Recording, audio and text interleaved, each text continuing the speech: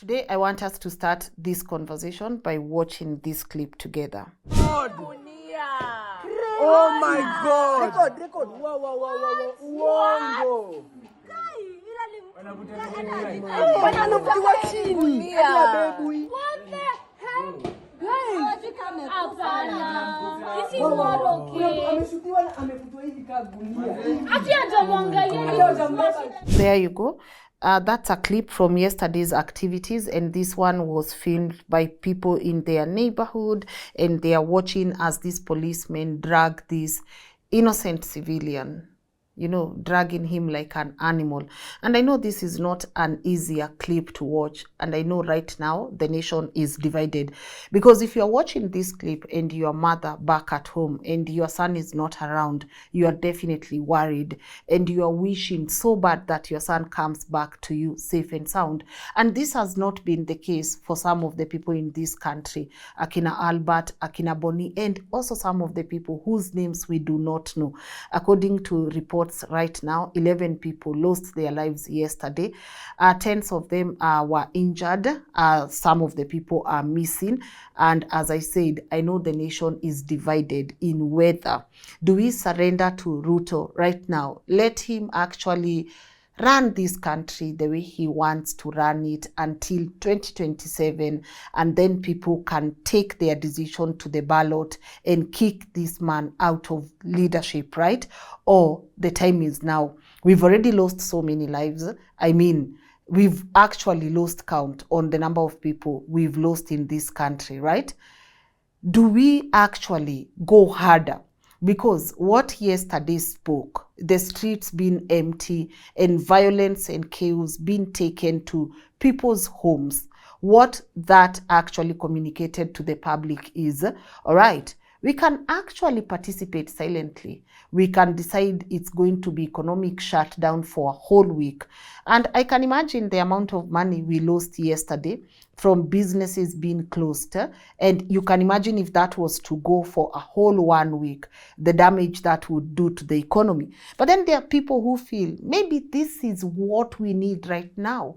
Every war has casualties, and unfortunately, people are going to die, right?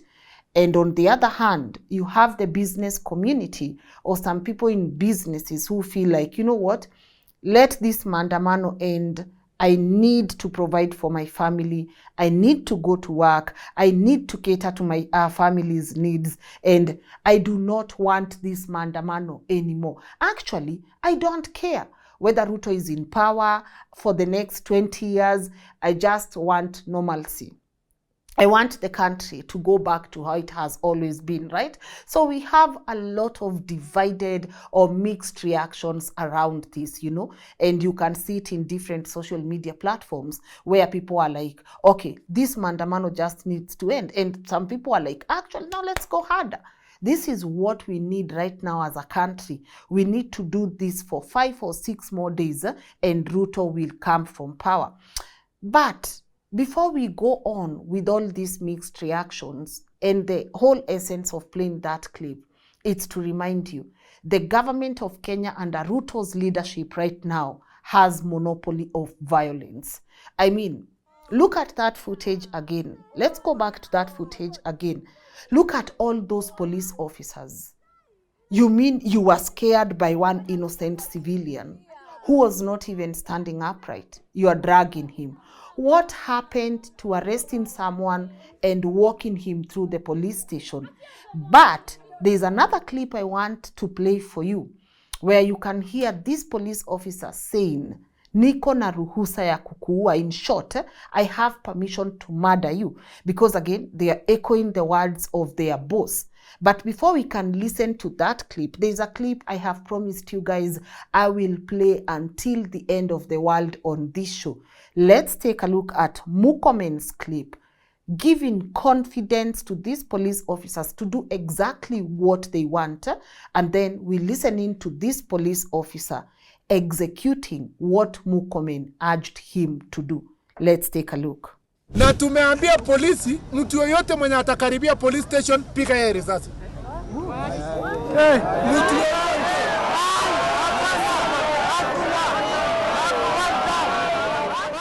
All right, so that's Murkomen, and here comes the student.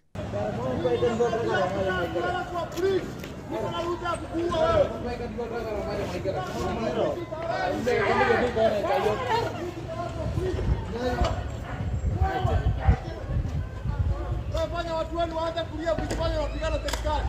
Na kuambia nitakuua wewe. Niko na ruhusa ukienda mimi. Na kuambia utaanza kufunga usilaumu.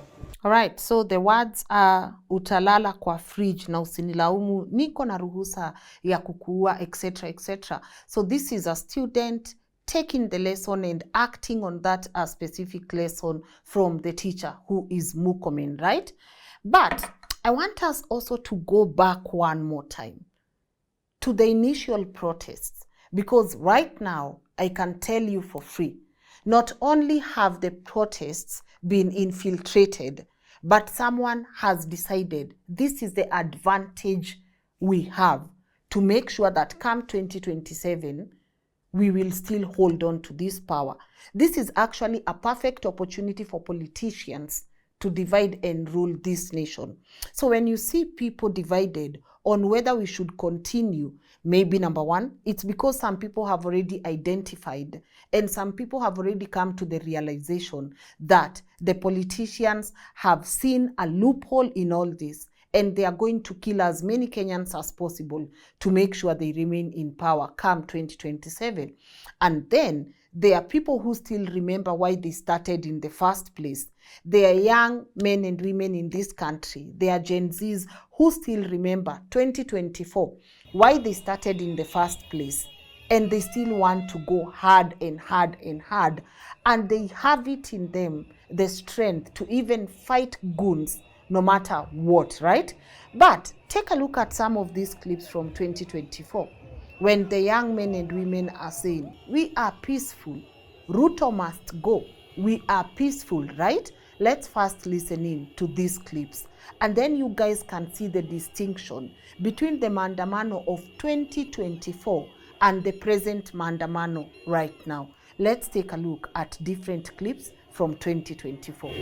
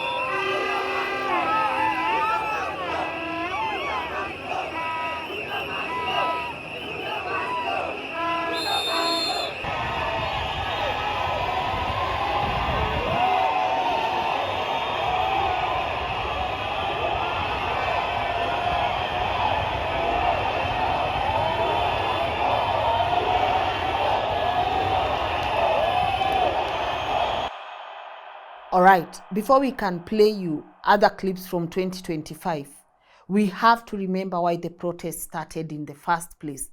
What you've witnessed there are the youths of this country, and they had demands to the president. And obviously, when you go to the list of demands that were issued by the Gen Zs to the president, none of them have been met. I mean, some of them were institute the IEBC. Yes, the IEBC has been instituted, but it has not even been sworn in, right? So you do not even know the fate of the IEBC right now. Just the other day, we witnessed a system failure, IEBC, and they had to issue a notice saying, you know what, it was undergoing maintenance, etc., even without prior notice to the public. And some of the people were saying, I cannot even find my details in this portal, right? So this is already an IBC that has issues, and it has not been sworn in.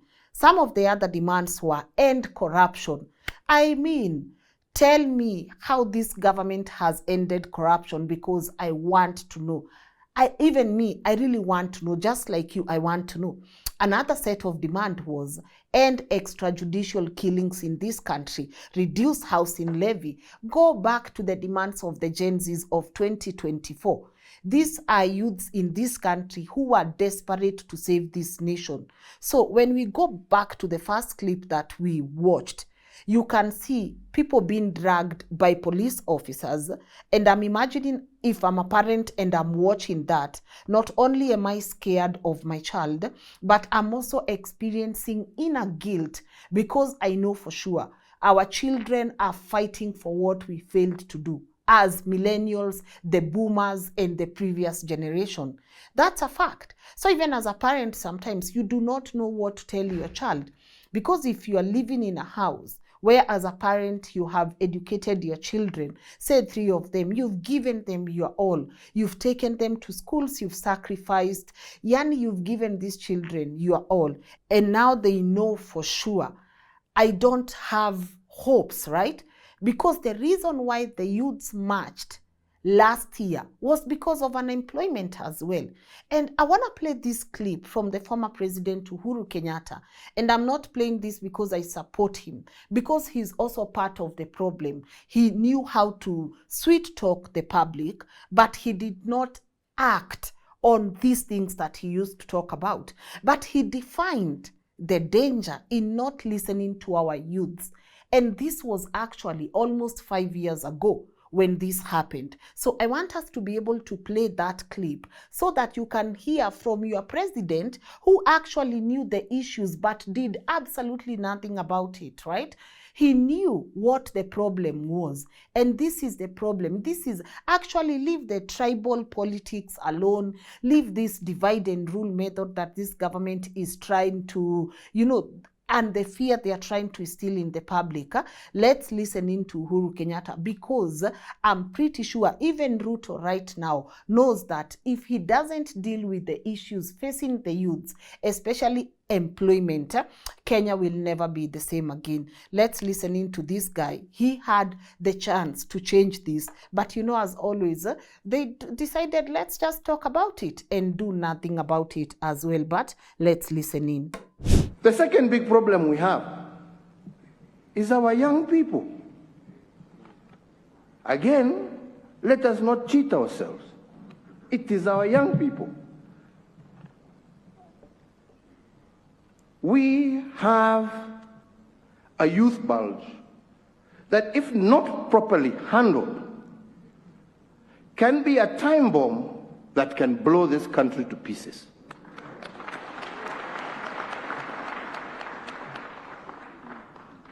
And the handling of that has to be done extremely carefully. Extremely carefully. That is not a problem of this community or that. It affects us all. But how we manage it, we must manage it very carefully. We cannot manage it through inciting them. All right? We must manage it by including them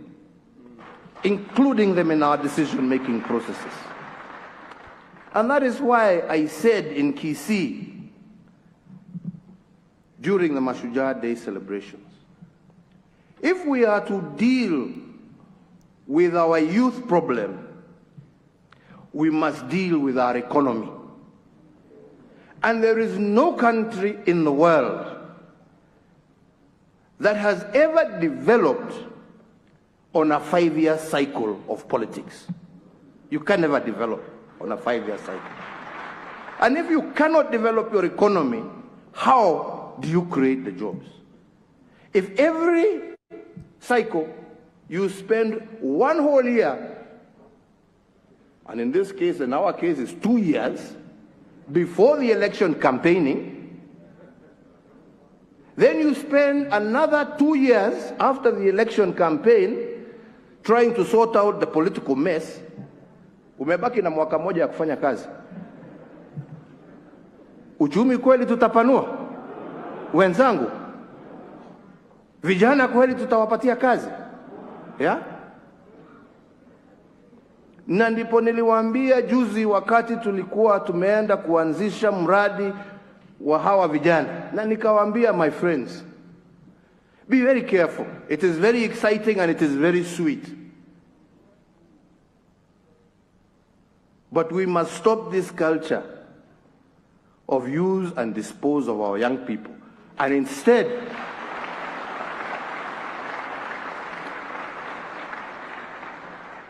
develop and deepen a process, which again I want to thank these gracious men and women, because they have looked into those issues, of how we can systematically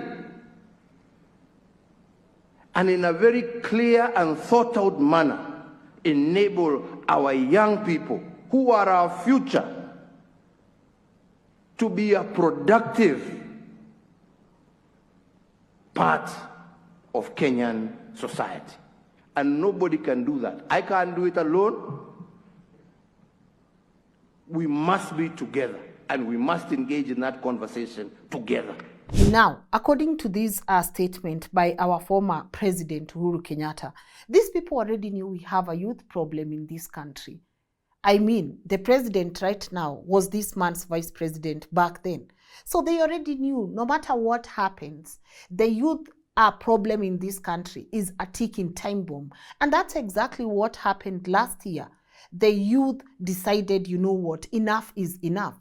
Even when he said we have to be able to work with these youths, I mean, those youths they are working with Niakina Jalango. Because look at it this way. The people who went to the street 2024 and the early protests are 2025, juzi too, especially when people went to protest the death of Albert Ojwang, and then the second protest that followed, and then the third one now where the government, or, you know, these people discovered we can actually pay goons to disrupt these mandamanos because there's a narrative they are trying to sell to Kenya. But let me go back.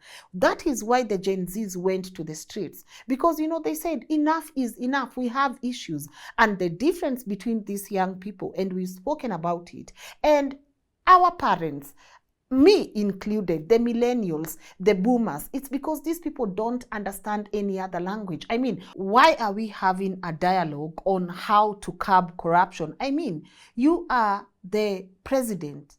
You definitely should have an answer for that, right? Why are we having a conversation on the CAS positions? You already know, you as the president, you already know what you need to do to cut off useless things that are taking huge chunks of money when it comes to the budget, right?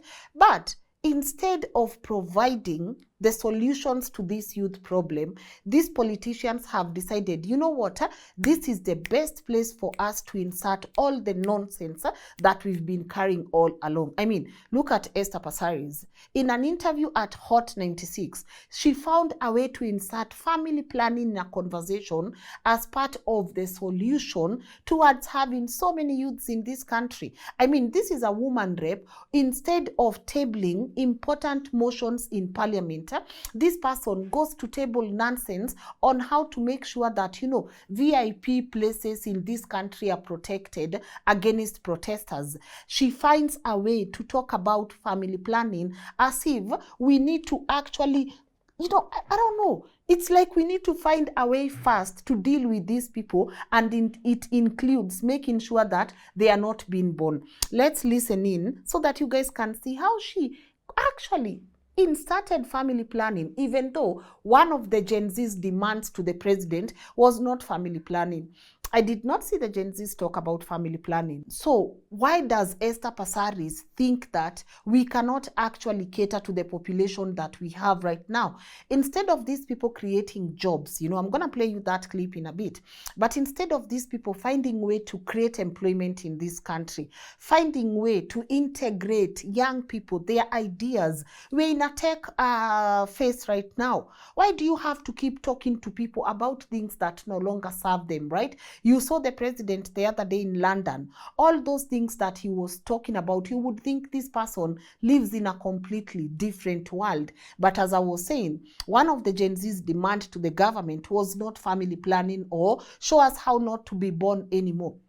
You have a population you can't account for, but these things should have been planned such a long time ago. And this is why you find the conflict between the Gen Zs, the millennials, and the boomers. Because when you look back, you will see how we failed this generation. You will see that people should have used their voice, they should have elected better leaders, and now all of a sudden, people want dialogue. Where do they start from, right? I saw another person saying, okay, we are leaderless, right? As many people continue dying in the streets. That is okay. I respect everyone advocating for dialogue right now. But where does that start?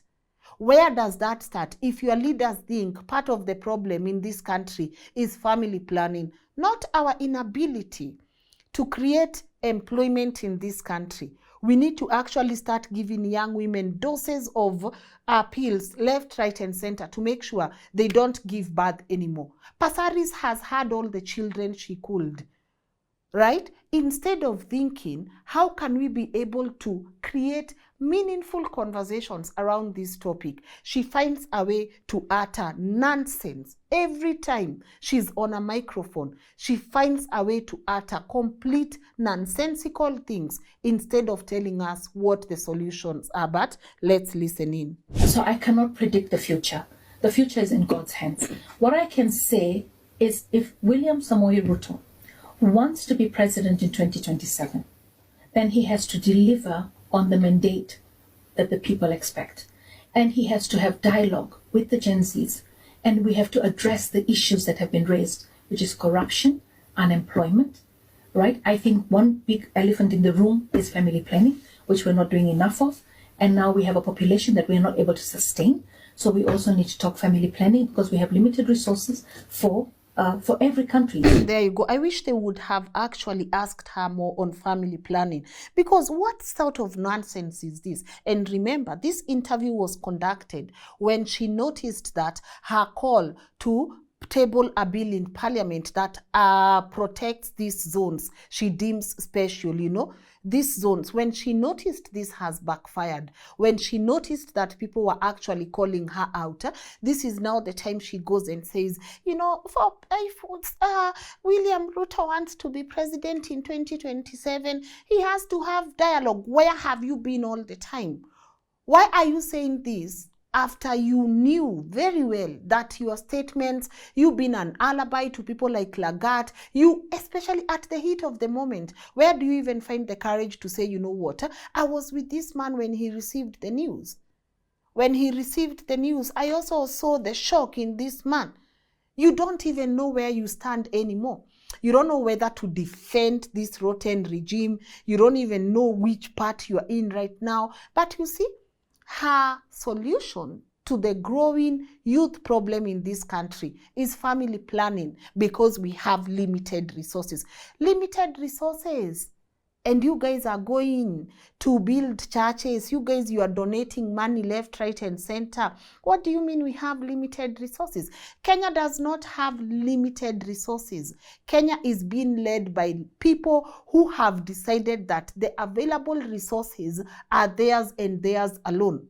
The land in this country is theirs and theirs alone. The energy deals in this country is theirs and theirs alone. The government tenders in this country is theirs and theirs alone. So don't go parading this narrative that Kenya has limited resources, because we are not a country of limited resources. If anything, we have a lot of untapped resources in this country, right?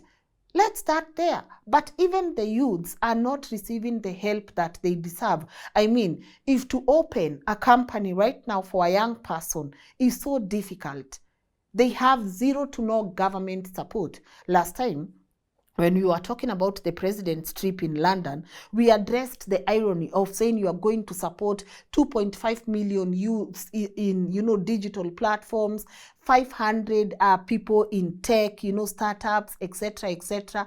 That does not happen because, as your other president said, We are running a country on a political cycle where it's one election and immediately we spend 3 months, hey, hi guys, going and thanking people for voting for us. We start on the next election.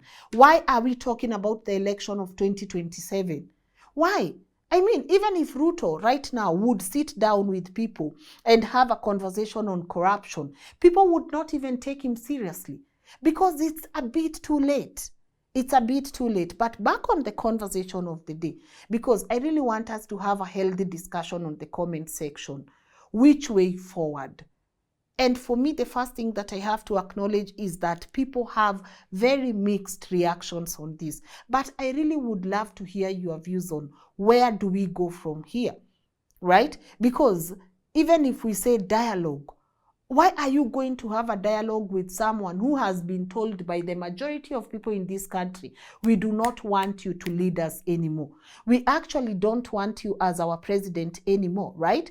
You saw Raila also. I don't know if I have that clip, but let me see if I can find it for you, where he was urging for dialogue. You know, Raila also needs to come to terms with, he's not the father of dialogues anymore. Because what this man has actually portrayed, I avoid really talking about Raila, but what this man has portrayed is anyone who goes on the dialogue table has to live with something for themselves, not something for the people that sent him there. And this is exactly what Gen Zs don't want. They don't want someone to go and talk on their behalf, especially over things that they know. You know what? We don't want any discussion around this, right?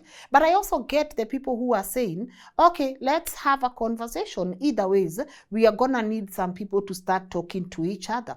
And I also get those people who are saying, no, we don't even want to have a conversation with Ruto. How do you have a conversation with someone who should actually have stepped down a long time ago? But as I said, let's listen in to Raila, his calls for intergenerational dialogue, and see what your thoughts are also on the same. What is to be done? I propose an inclusive, intergenerational, national conclave to hear our people across all divides and come up with an irreducible reforms and changes necessary to take the country forward. I propose that the country urgently returns to the agenda of comprehensive police reforms, focusing on enhancing accountability, transparency, and improving the police-to-people relationship. Your rogue police force that shoots people with impunity. And this is a force that we inherited from the colonialists. It has not been reformed to become a people's defender, a people's servant. I propose that the conclave I envisage comes up with better and sustainable ways for addressing transparency, accountability, and impunity, especially with regard to corruption, and ensuring that leaders are held accountable for their actions. I propose that the forum comes up with a comprehensive and sustainable strategy for addressing youth unemployment and expansion of opportunities for youth in the formal and informal sectors. Such a national conclave must have clear terms of reference and be populated and helmed by the most serious and sober minds in our nation. There he goes. I mean, it's one thing for you to talk about a dialogue, intergenerational dialogue, but it's one thing to have people like Alai behind you when you're having this conversation. Actually, just Sam, maybe zoom in to Alai so that people can be able to see who are the people behind Raila when he's having a conversation on extrajudicial or police, rogue police officers in our country. That's a lie right there. You wonder, how can you have someone who has openly supported people like Mukomen's calls, you know, for the shoot to kill order? How can you have them behind you and still talk about rogue police officers? And maybe these are things that Kenyans are tired of. You keep talking about how we've had rogue officers from colonial days, but you've been in power for how long? What have you done about it? You know, even if we have these dialogues, what changes? What really changes? People will shake hands. You get what you need to get from this government, and people move on. Because at the end of the day, we are nearing another election, and these politicians have to loot as much as they can to make sure by the time it's 2027, if they know they are not coming back, they have enough to sustain them even maybe for a lifetime. And if they know they are coming back, they also have enough to cause chaos and pay goons here and there. Because the protests have taken a very, very different course.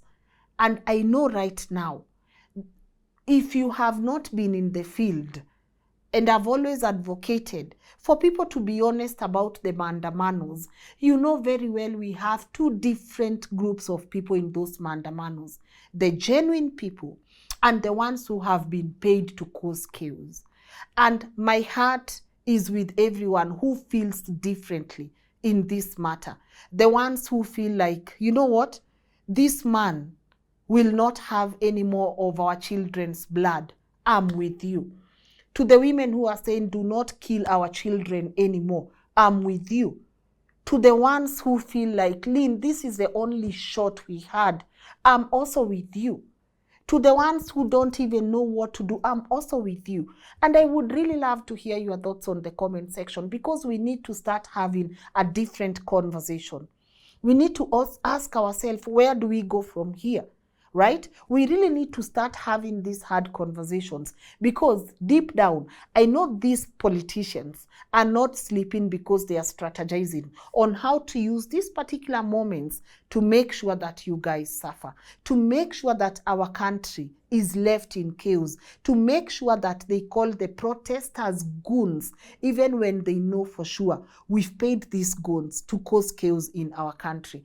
I would really love to hear your views on where you stand right now. You know, yesterday I saw a lot of people on X saying, can anyone actually get some sleep? There were so many people who couldn't find sleep yesterday, and people were posting about it. Even I personally couldn't. At some point, you know, I was awake and I kept wondering, man, they've taken control of this thing. They know they are going to use this for bloodbath. They know they are going to come out with narratives after narratives to make sure that these protests leave a different legacy. And I just saw, you know, people are just divided on what's next. And I opened this platform for a conversation. And I really want your views on the comment section. Tell me, what is in your heart right now? Where do you think we need to go from here? Where do you think, where can we look up to, you know, for guidance or whatever, you know? Yeah. People will soon have a conversation on how people are calling out the UN for being quiet on this matter. We are going to have another conversation on the tribal politics, a dangerous place we are heading into. Because I will come here and talk about how the Kikuyu are being profiled. And I will say, Lynn, even if you speak about this, there are going to be mixed reactions because your name is Ngugi. But I see what is happening. And we must have these hard conversations. We will have all these conversations this week, but I really want to first open up this platform to you. On the comment section, tell me, where do you think we need to head right now? Do you surrender to this man? Let him rule all the way to 2027. Because the actions of this man also can tell you this is not someone who is ready to relinquish power in 2027. Because tell me why. I know if I come out of this presidency, I'm definitely maybe heading back to the ICC. Why will I step down? You know, some of the actions of these politicians are speaking, and you guys have to be careful to look at them. These are actions of people telling you, we are not going anywhere. Come 2027, we are not going anywhere. Because they know all the injustices that they have done. and they know they are going to pay. There are consequences for these injustices. And the thing that protects them, it's that power they are holding on to.